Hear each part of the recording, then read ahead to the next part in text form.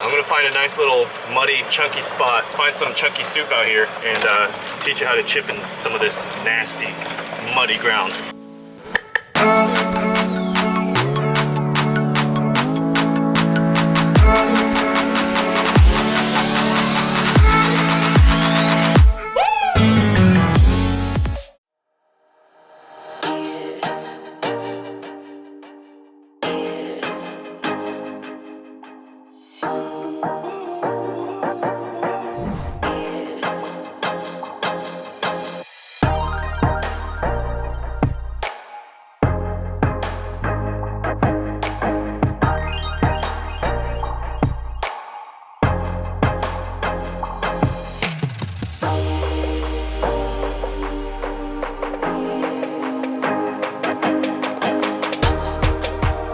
What's up, guys? Back again. It is another rainy day at Dallas, kind of sprinkling a little bit, more so cloudy really. That was my first hole you just saw. Tugged my drive a little bit, had a birdie putt from about 8-10 feet, missed it low, but good start. Let's keep it going.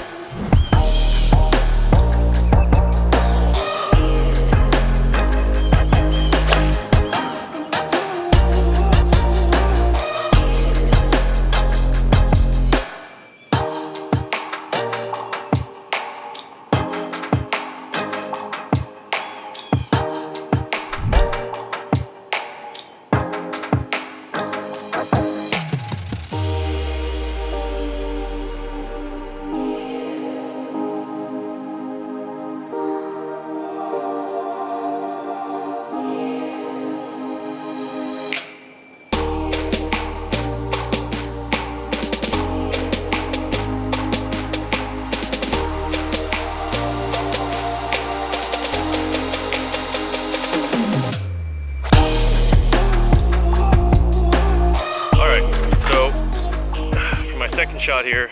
I usually don't really go for this green, but what are we playing for? Money? So 252 is the front of the green right now. I don't know what the flag is. It's kind of hidden behind those trees. But all I know is it's 270-ish over the green, and it's gonna be a little bit hard for my 3-wood to get over the green here. So I know my 3-wood's gonna carry 252 at least. So if I can hit this somewhat on line and go a little bit left, should be a good shot.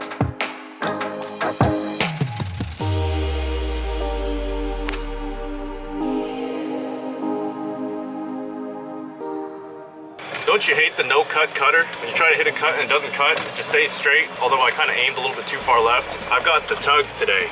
Just everything's just kind of going straight. It's going straight, but it's going left. So I don't really quite know where the top of my backswing is yet. Still got to get that feeling down, but see what we can do there. I know I'm still alive, so I've got a shot. It's going to be a little bit tricky though with this soft conditions and kind of dormant grass here. So we'll see what I can do.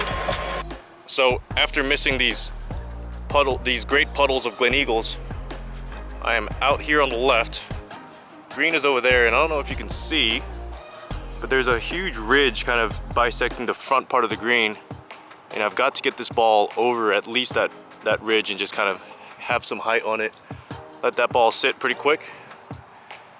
And got this kind of a shitty lie, so we'll see what we can do from here.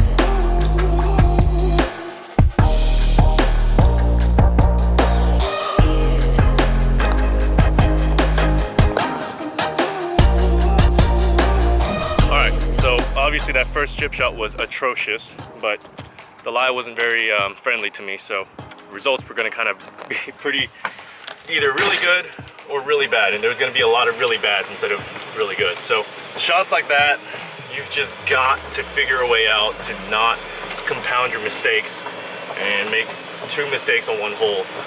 Obviously that's a pretty bad mistake. Not terrible, I mean it wasn't death, but you want to stay away from those mistakes where you just cannot, I mean you have no shot from again. So for example, if you are above the hole a good bit, and by that I mean you're higher than the hole, so it's running away from you, and you leave it above the hole again. You've compounded your error, but not only that, you're in that same spot where you had that hard shot. So you don't want to do something like that. You want to at least error on the safe side, and obviously you don't want to get too cute with it, but try to get a little cute with it, but make sure you get at least over a certain point. That's what I'll talk about today. Is since it's nice and muddy and Chunk City is prevalent everywhere here, I'm gonna find a nice little muddy, chunky spot, find some chunky soup out here, and teach you how to chip in some of this nasty, muddy ground.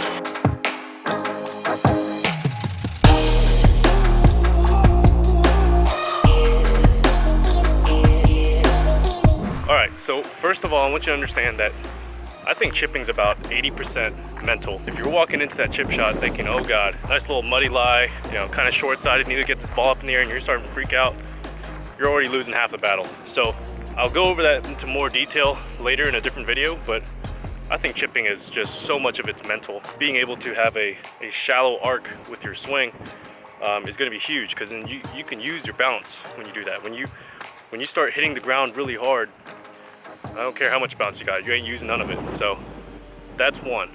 And then number 2 is you want to have the toe into the ground here. So your heel is kind of off the ground. I'm exaggerating so you can see, but have the toe into the ground here. So you're pretty much hitting the ball in the ground with the toe, and your heel is never touching the ground.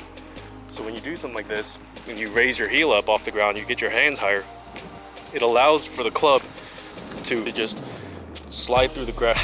I'm using one hand, but you can't really tell. That club isn't going to want to dig as much. So let me show you what that looks like. We'll go from there.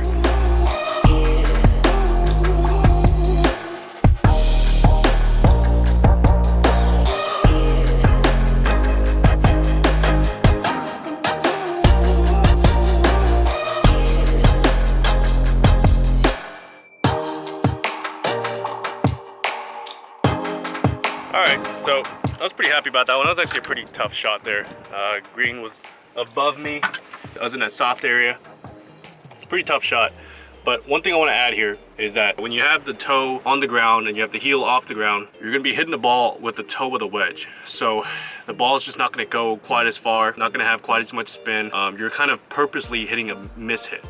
But the reason why that works though is because when you have only the toe on the ground, you have less real estate on the wedge that's digging through the ground. So if you have less of the club touching the ground, it's going to dig less as well. So it's going to be really helpful for you in these soft conditions where it's just really easy to chunk a shot, or you get scared of thinning it or whatever. But try that out, see if it works, let me know. And I'm gonna have to get back to practice here. So that's it for me today. If you've liked this video, make sure you give it a thumbs up and you hit subscribe, because I'm making new videos every week just like this one, and you don't want to miss it. I'll see you in the next video.